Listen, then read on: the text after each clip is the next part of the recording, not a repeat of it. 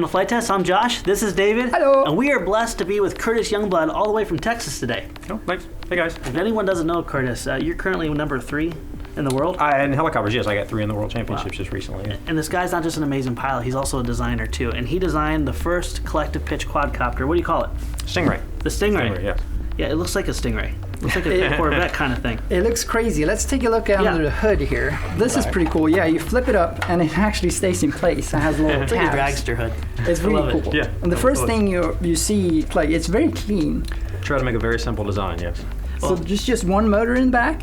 Yeah, single motor. There's a pulley on the motor. It drives a central shaft down the center, and there's pulleys on each end. Each one just has 2 belts going to each individual rotor. So it's a very simple drive that goes to the rotors.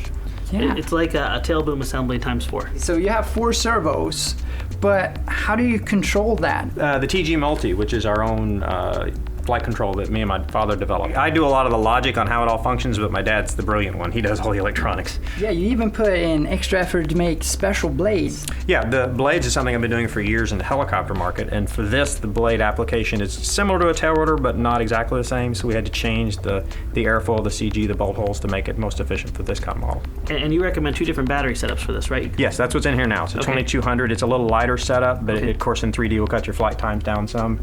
It's about 3.5 minutes of 3D. When I'm doing FPV and general fun flying, which is what I'm really into now, Nice. That's more like a 3600, and it'll give me like 7.5 to 8 minutes. I like to do a lot of filming when I do FPV. I've got it where you can put the GoPro up on top. This location is my FPV setup. Here, it gives you an in-cockpit view, so when you're looking through your goggles, you see the nose, you see the blades, you see everything else, so it gives you very good reference for FPV. Then I've also got it where you can put it up front, where if you want to do some shots where you're getting less of the model and more of just the scenery.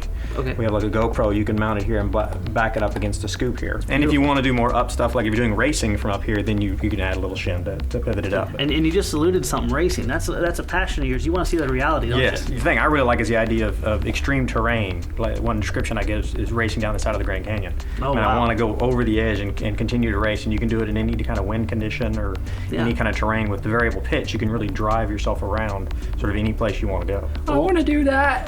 This is so bad. We're going to have David in, probably not the Grand Canyon, maybe a parking garage or something. Yeah. So, do you want to go out and show what They're it's probably capable screaming. of? They're like, let's see it fly. Let's get it go. So let's go. let's grab him and go. Cool. All right. So one really weird thing in my mind is your stick. Ah, it's not that weird. I think it's awesome. It's old school, man. Yeah, it's a single stick, right? Single stick, It's yes. called a single stick. Yeah. And how does that work? The only difference is it's very similar to 2-stick. I have throttle collective over here, but on this side is my aileron, elevator, and rudder. So it's the fact that the rudder is on top. That's what makes it different. So you have to twist that. So you had to modify this, right? Yeah, there's a lot of modification. They don't make these anymore. They used to make them when I started, but they don't make them anymore. So I've got to drill holes through everything to get wires down inside the radio and get it to the board because the pot's up here on top. That's crazy. And then you actually lock out.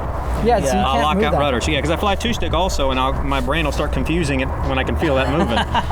So I lock it out on my single-stick stuff. Now, we talked about this on the podcast episode 6. So if you want to know more about his history and starting out in this hobby and It's everything, amazing history. so check that out. We did an interview on that. So let's start flying. It sounds evil. Whoa! What the heck? It looks wrong. It's just, quadcopters shouldn't be doing that. That's usually the sound you hear before a dirt nest. Wow. And that's a Puro flip? Yeah, that's Puro flips. There's funnels. Wow. Now, since this is using the torque instead of an actual thrust like a normal heli and stuff, you have a little less torque, but not that much less, huh? No, not that much less. The rudder is still very powerful. The main thing, the way this is different than, say, a helicopter, is you have a lot more agility on the aileron and elevator axis. That's the really powerful one on this one. It's like climbing a ladder. That's crazy. It really, it flips inside of itself. Yeah, it does basically no space at all. And since it has so low blade inertia, it can do it with really without any power at all. Look at that. And it's windy and it's turbulent. It's doing and fine. It's doing crazy good. Oh, that's crazy. You're kidding. You're mowing the grass, man. This is another thing that's ingenious about its canopy design. The actual scoop in the front and the bulbous back end keeps it from actually really rubbing in hard, doesn't it? Yeah, it's a little stopper basically. So inverted is not a problem down low. It just looks unreal. This adds a lot of safety features too. Like this flies kind of equivalent to a 500, right? Yes. But yet you're not swinging big, huge carbon You don't fiber have booms all to death. that blade energy that hits anybody that's going to do any damage. It's also only turning about 6,000 on the rotor, so even compared to regular quads, there's a lot less energy in the blades. They also fold if they hit anything, and there's belts, so it'll all just kind of skip. Nice. I've seen the videos of it Doesn't do it online, justice. but it doesn't do it justice at all. It just looks freaky. It's weird. Now your goal is not only for the hardcore heli guys, but also for FPV and to build that as well too. For the FPV racing. Yeah, well, and that's part of what a lot of guys we do is see it fly it, where we go to events and let guys fly it, because they'll see me doing this and get intimidated, saying, "Oh, it's just for the pro to do crazy 3D," but it's extremely stable. Yeah. I'll give it to guys who've almost never flown anything and just let them fly it, and they're like, I'll buddy box it over and give it to them, and they're like, "Do I have it?" Like, yeah, you got it. And there's no GPS lock. And it's windy. It's windy. There's no What the GPS lock. That's amazing. And now that is something that you're hoping to bring in the future, right? Yes, it'll have all the GPS hold, the altitude hold, return to home, all that. We will add that where you just plug it in and use it later. The way it is now, it's more for free flowing.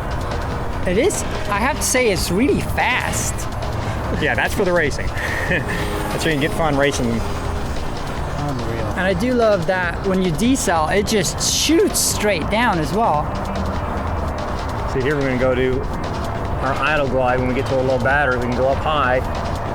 It's like an auto. It's basically like an auto. It's relying, but once your battery's dead, you can just shut the motor off and let it glide.